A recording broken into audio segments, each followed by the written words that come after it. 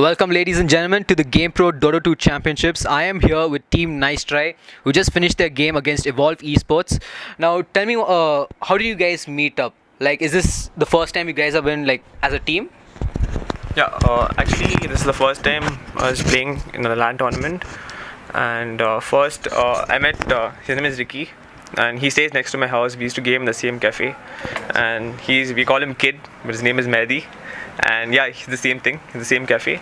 And then there's Sandy and Josh. They used to play in a cafe next to my college, so we all met up in cafes, and then we decided to form a team. Nice. That's it. All right.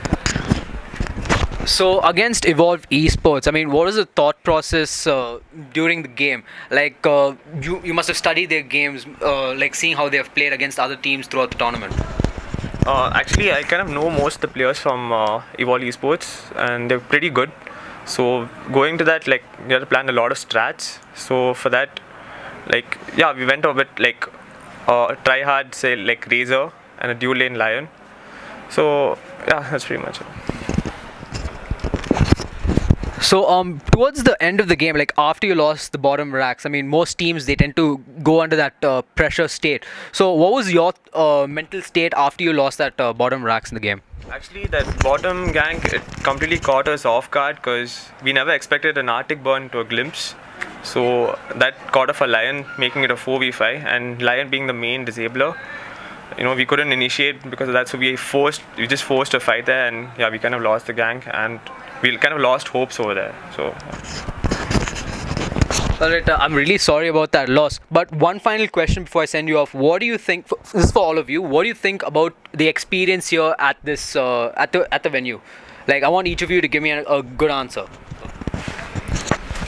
This is an amazing cafe, considering the cafe is back at our place, in terms of the ambience and stuff, and the internet and the setup. They're comparatively really on the higher side. The main thing about this cafe is the spectator room on top, which, you know, all the spectators could just come and watch. Like most of the cafes, they don't provide stuff like that. And the systems are really good, the big screens and amazing keyboards, all, you know, to gaming. And yeah, that's it. This cafe sort of feels homely in terms of the ambience and stuff, so I pretty much like the cafe. The configuration is amazing on every single comp, and you can actually see that a lot of money is being put in this cafe.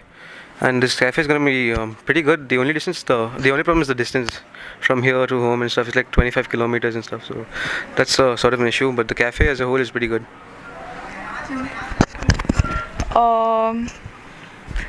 The cafe looks good, and it's different from other cafes that we've been to.